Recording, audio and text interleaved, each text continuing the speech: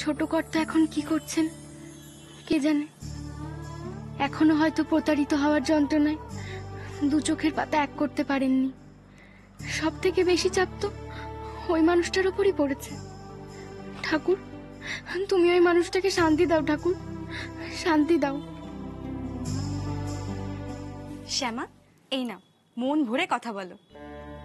বলছি নাম্বারটা যদি। হ্যাঁ হ্যাঁ বলো।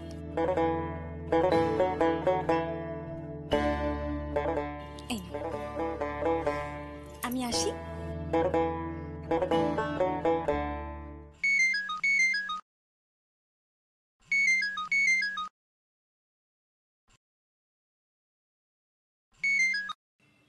হ্যালো বাবা। শ্যামা, শ্যামা মানে তুই ফোন করেছিস? হ্যাঁ গো, কোথায় আছো? বিষ্ণুপ্রিয়া, বিষ্ণুপ্রিয়া, বৌমা বৌমা। শ্যামা ফোন করেছে। কানাই কি ফোন করেছে? মারে মারে, তোর গলাটা শুনবো বলে সেই তখন থেকে আমি ছটফট করছি। দাঁড়া দাঁড়া, আমি জোরে দিচ্ছি। হ্যাঁ রে বাবা, কোনটা চাপলে যেন জোরে হয়? এইটা না, এইটা না। মারে, তোমরা ভালো আছো তো বাবা? ভালো আছি, চিন্তা করিস না, কিছু চিন্তা করিস না, আমি ভালো আছি। তো তোর কোনো অসুবিধা হচ্ছে না তো?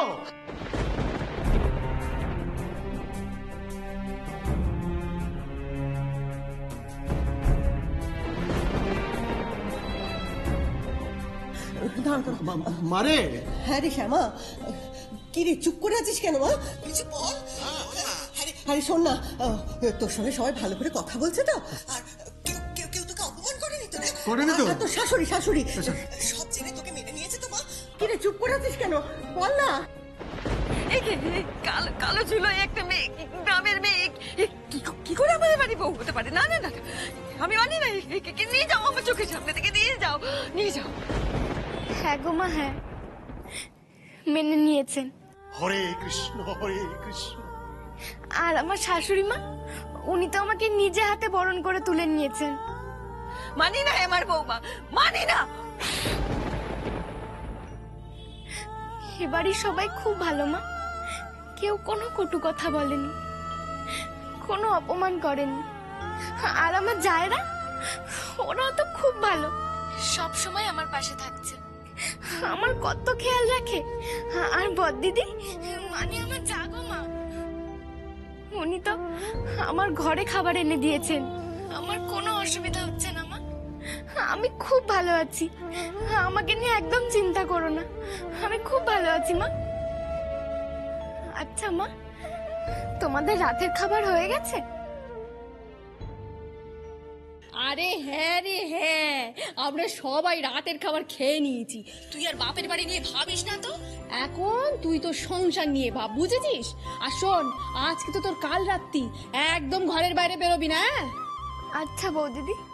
ও হ্যাঁ, আরেকটা কথা, ওই বিকেল বেলা তোর বর যখন ওই কৃষ্ণ ঠাকুর আনতে এসেছিল না, তখন তো ওকে দেখেই বুঝেছি ও তো সব কথা শুনে চলবে, দেখিস তোকে ভুলতেই পারবে না, আর তুইও ওকে ভুলতে পারবি না। হ্যাঁ, আরে বাবা, আর যাই হোক, তুই তো এখন ওদের বাড়ির ছোট বউ নাকি? মানে শোন, বলছি জামাই বাবু জীবন নিজে এসে আমাদেরকে ওই বউ ভাতের নেমন্তন্ন করে গেছে। আমরা সবাই বউ ভাতের অনুষ্ঠানে যাচ্ছি। তোকে দেখতে যে বড় ইচ্ছে করছে রে মা, বড় দেখতে ইচ্ছে করছে। এই দিদি, তোকে দেখতে না পেয়ে আমার একদম ভালো লাগছে না। আমি তোর বৌভাতে গিয়ে তোর সঙ্গে অনেক গল্প করবো। হ্যাঁ হ্যাঁ ভাই, অনেক গল্প করব।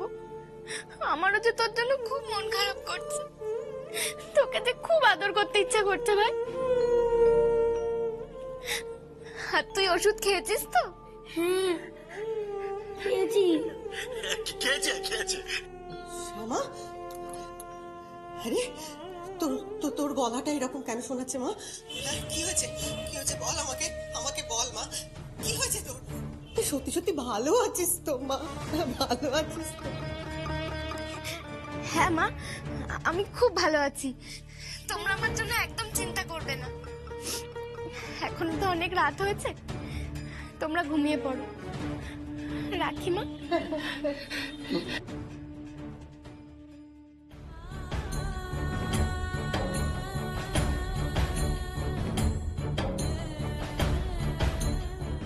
ছোট কর্তা নিজে আমার বাড়ির লোকেদের বউ ভাতে আসতে বলেছেন, কিন্তু তারা এসে কি দেখবে? আমাকে এ বাড়ির কেউ সহ্য করতে পারছেন না। আমার শাশুড়ি আমাকে মেনে নেননি, আর সেই নিয়ে আমাদের বাড়িতে অশান্তি চলছে। এইসব সত্যি তো এক ধাক্কায় সবার সামনে চলে আসবে। মা বাবা যে এই যন্ত্রণা সহ্য করতে পারবেন না। এর মধ্যে যদি কর্তা মা ওদের অপমান করে বসেন,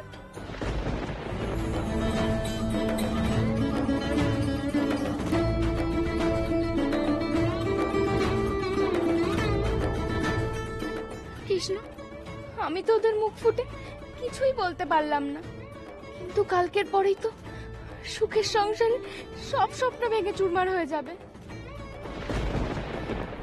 তখন কি হবে ঠাকুর? তখন কি হবে?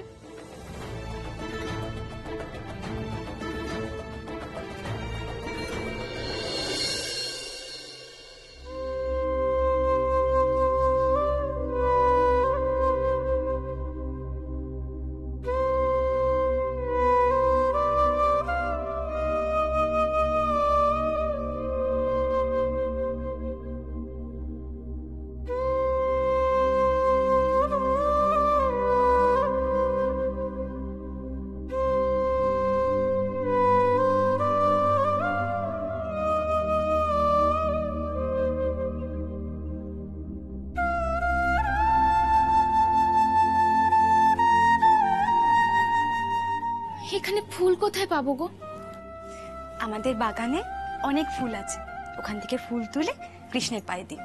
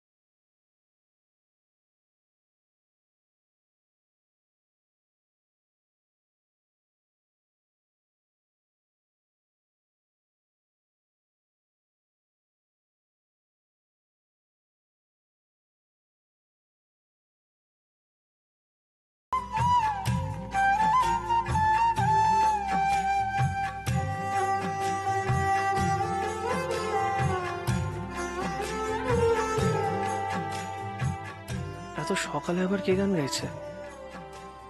এ তো রাধারানীর গলা। রাধারানী হঠাৎ সকালে গান গাইছে কেন? তাহলে কি বাবা ওকে গান গাইতে বলেছে?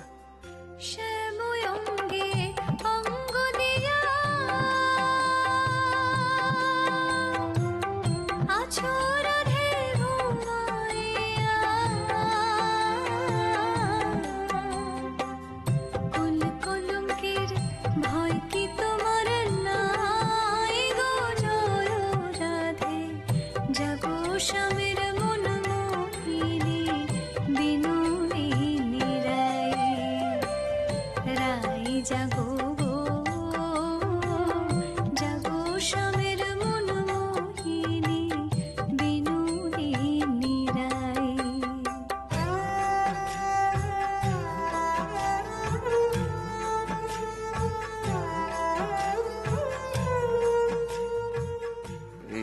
সুজাতা, এই রাধারানীর গলা মনে হচ্ছে না? আচ্ছা, রাধারানীর কি আর খেয়ে দেয়ে কাজ নেই নাকি বলো তো? এই ভোরবেলা এরকম গান গাইছে কেন বলো তো? হ্যাঁ? তুমি বলেছো নিশ্চয়ই। আরে কি মুশকিল, আমি কেন বলতে যাব? গান গাইছে কেন বলো তো? হ্যাঁ? উফ, রূপুকে বারণ করতে হবে দেখছি। এই বাড়িতে তো কোনো আনন্দ উৎসব হচ্ছে না, না যে ভোরবেলা এমন গান গাইতে হবে। আমি একটা অন্য কথা ভাবছি সুজাতা। মানে রাধারানী কি করে গান গাইবে বলো তো? আশ্চর্য ব্যাপার, কাল রাত্রে তো রুক্মিণীরা এই বাড়িতে আসেইনি। কে বললো তোমায়? হ্যাঁ, মেজবাবু তো বললো রুকুরা রাতেই চলে আসবে। আর রাধারানী ছাড়া এ বাড়িতে গান কে গাইবে? হ্যাঁ তাও ঠিক, গলাটা অবিকল রাধারানীর মতোই। হ্যাঁ সত্যি, ও ছাড়া তো এত ভালো গান আর কেউ গাইতে পারে না।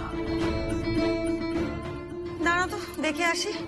আমার না মন মেজাজটা ভাল নেই তো, তাই ভাল লাগছে না গান টান শুনতে। দেখি বারণ করে আসি রাধারানীকে। আমরা তোমার সেবার দাসী, যুগল চরণ ভালোবাসি। সকাল সকাল কে তার সরে গান ধরলো? আশা নাই গো জয় রাধে, যাবো স্বামীর মন অশোক, অশোক, এই অশোক। কি হচ্ছে? কি বিপদ হলো? শুরু হয়ে গেল ঘুম থেকে উঠে বোকা বোকা কথা। কেন বিপদ কেন হতে যাবে? তাহলে ঘুম থেকে উঠিয়ে দিলে কেন? তুমি কালা, তুমি শুনতে পাচ্ছ না? গান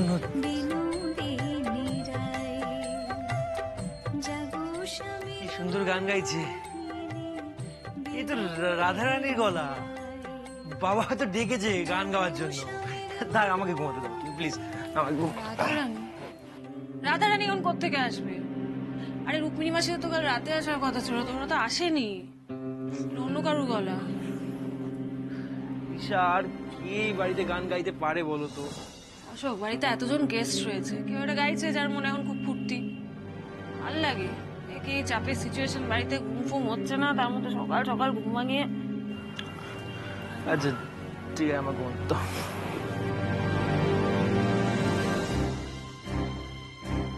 আবার শুয়ে পড়লে? অশোক তুমি ইউজলেস।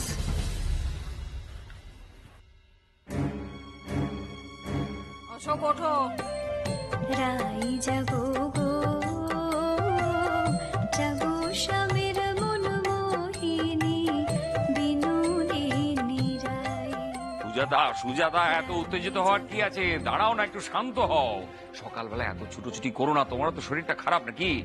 ওই দেখো মেজো বৌমা অশোক এরাও তো উঠে চলে এসেছে। ওই দেখো আমার ছেলেটারও ঘুম ভেঙে গেল, দেখেছো? কাল সারাদিন বিয়ের ঝক্কি ঝামেলা একটু দু চোখের পাতা এক করেছে কি করেনি, দেখেছো? ঘুম ভেঙে গেল তো। আমাদের বাড়িতে সর্বনাশ লেগেছে। আর কে কার মনে এত আনন্দ ফুর্তি? হ্যাঁ আচ্ছা তোমরাও কি গান শুনে উঠে আসলে? আমি তো ভাবলাম আমার একারই ঘুম ভেঙেছে। ঘুম ভাঙবে না? কাল থেকে তো আমাদের বাড়ির শান্তি একবারে ঘুচে গেছে। কেউ কি পরে পরে ঘুমোতে পেরেছে? আমাদের বাড়িতে কি লেগেছে বলো তো? কি অশান্তি লেগেছে? আচ্ছা ঠিক আছে ঠিক আছে, শান্ত হও তুমি। গানটা তো মনে হচ্ছে বাগানের দিক থেকে আসছে, কিন্তু কে হতে পারে? মানে রাধারানী তো ডেফিনেটলি নয়, রুক্মিণী মাসিরা তো আসেইনি, কাল রাতে আসার কথা ছিল। কিন্তু গলাটা কিন্তু রাধারানীর মতো, বেশ মিল পাচ্ছি। আচ্ছা এখানে দাঁড়িয়ে আমরা এত কথা কেন বলছি? বাগানে কি দেখলেই তো হয়ে যায়। হ্যাঁ চলো চলো চলো, যাই ঠিক না। অদ্ভুত ব্যাপার তো, বাড়িতে রাধারানী নেই, অথচ যেন অবিকল ওর গলায় কেউ একটা গান গাইছে। কে হতে পারে? এই বাড়িতে যারা আছে তাদের সবার গলাই তো আমার চেনা। নতুন একমাত্র। দেখি কি গানটা গাইছে প্লিজ। চলো। যুগল বিনে অন্য আশা নাই গো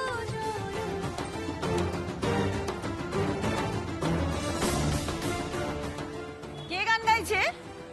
কে গান গাইছে? কে ওখানে? আচ্ছা আমরা একটু এগিয়ে গিয়ে দেখি না। চলো চলো।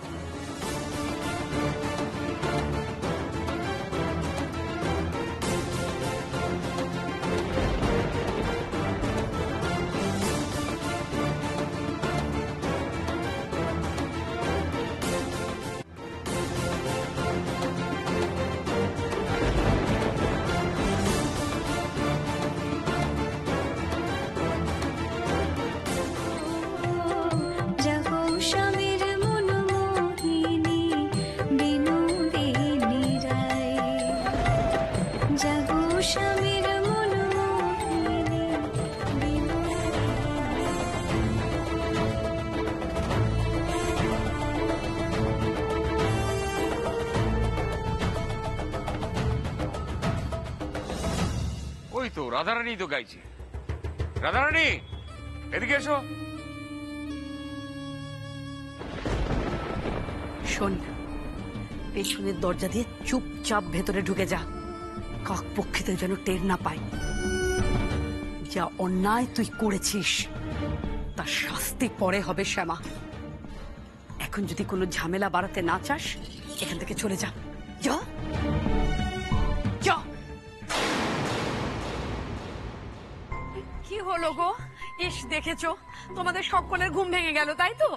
আমি বলেছিলাম মেয়েটাকে যে এইভাবে গান করিস না, ঘুম ভেঙে যাবে সবার। শুনলে তো, তোমাদের বাগানে এসে এই বাগান দেখে, ভোরের আকাশ দেখে তার মন এমন উজ্জ্বল হয়ে গেল, বলে কিনা ভোরের রেওয়াজটা সেরে নি। হ্যাঁ হ্যাঁ, মানে সকালবেলা উঠে কৃষ্ণ নামটাও সেরে নিলাম আর রেওয়াজটাও করে নিলাম। একবার গেয়েছো গেয়েছো, ঠিক আছে, তোমার গান আমার ভালোই লাগে, কিন্তু রাধারানী শোনা মা, আমার তুমি আর কেউ না। দেখছো তো বাড়ির অবস্থা, আমার মন মেজাজ একদম ভালো নেই। তোমরা বাড়িতে এলে কখন? কাল রাত্রে তো তোমাদের দেখতে পাইনি রুক্মিণী। আমি কি করলাম ঠাকুর? অজান্তেই আমার ভুল হয়ে গেছে। ফুল তুলতে তুলতে গান গাওয়াটা যে আমার অভ্যেস। আর একটু হলেই তো আজ সর্বনাশ হয়ে যাচ্ছিল। কেউ দেখে ফেললেই কথার খেলাপ হয়ে যেত। যদি রাধারানী ধরা পড়ে যায় তাহলে কি হবে? কি হবে ঠাকুর? হ্যাঁ, ঠিক কথাই তো। রাধারানী, তোমরা কটার সময় এসছো এখানে? আসলে আমাদের ফিরতে না অনেক রাত হয়ে গেছিল। অনেকগুলো শোয়ের ব্যাপারে কথাবার্তা বলার ছিল আর কি। অত রাত্রে ফিরেছি তো, তাই আর তোমাদের বিরক্ত করিনি গো জামাই দাদা। মাসিমণিরা কত রাতে এলো যে আমাদের কাউকে ডাকতেই পারলো না? আর কেউ না হোক, কাল রাতে গেটে যে সিকিউরিটি ছিল সে তো বলতেই পারবে। সত্যি বড় চমৎকার তোমার মেয়ের গানের গলা। আমি তো তোমার মেয়ের গান শুনবোই করছিলাম, তা সকালবেলায় উঠেই শোনা হয়ে গেল। মেজ বৌমা, সবাই যখন উঠেই পড়েছে তখন চাটা করতে বলো, একটু পরেই তো ভাত কাপড়ের অনুষ্ঠান শুরু হবে।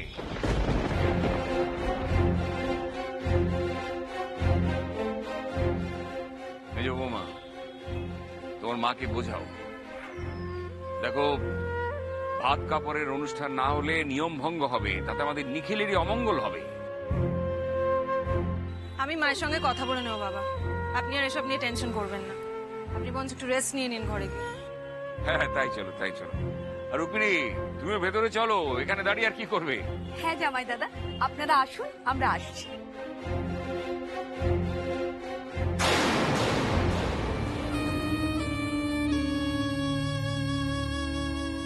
মা, কি জোর বেঁচে গেলাম দেখতে পেলে? আর ঠিক সময় যদি আমরা আসতে না পারতাম তাহলে কি সর্বনাশটাই হয়ে যেত। কি আবার হতো? শ্যামাকে গান গাইতে ওরা দেখে নিত, আমাদের মুখে চুনকালি পড়তো। কিন্তু মা, শ্যামা তো এখন থেকে এই বাড়িতেই থাকবে, আর ও যদি মাঝের মধ্যে এরকম বেফাস কিছু করে বসে তাহলে কিন্তু আমাদের ঘোর বিপদ। শোনো, তোমাকে যেভাবেই হোক শ্যামাকে কিন্তু সাবধান করতেই হবে। দরকার পড়ে তুমি ওকে ভয় দেখিয়ে রাখবে। না না না না, ওই ভয় দেখিয়ে সাবধান করে কিছু হবে না রে। এ বাড়িতে গেড়ে বসতে হবে। শ্যামার দিকে প্রতি মুহূর্তে নজর রাখতে হবে। তাই বউ ভাত হয়ে গেলেও এ বাড়ি থেকে আমাদের যাওয়া যাবে না। কিন্তু মা, আমরা তো এ বাড়ির গেস্ট, আর এভাবে দিনরাত এভাবে থাকা যায় নাকি? আরে দূর, এসব নিয়ে ভাবিস কি না তুই। এটা আমার দিদির বাড়ি, তোর মাসির বাড়ি রে পাগলি মেয়ে। এসব নিয়ে চিন্তা করিস না। আর এ বাড়ির রীতি অনুযায়ী এ বাড়িতে কোনো অতিথি এলে তাকে যেতে বলা হয় না। আমাকে তো কোনোদিনও যেতে বলবে না, কোনোদিন না। আচ্ছা শোনো শোনো, তুমি এই সমস্ত কথা এখন ছাড়ো। মেসমশাই কিন্তু একবার ডেকে গেছে আমাদের, আর এখন যে আমরা দেরি করছি সেটা দেখলে কিন্তু আরো সন্দেহ করবে। তাড়াতাড়ি চলো। তুই যা, ভেতরে যা, কোনো সন্দেহ করবে না। তুই যা, আমি দেখছি। আমি যাচ্ছি, তাড়াতাড়ি এসো। আমাকে একটু শ্যামার কাছে যেতে হবে না? বড় লোকের বাড়িতে এসে সাপের 5 পা দেখেছি। বার আমি বের করছি শ্যামা, দাঁড়া।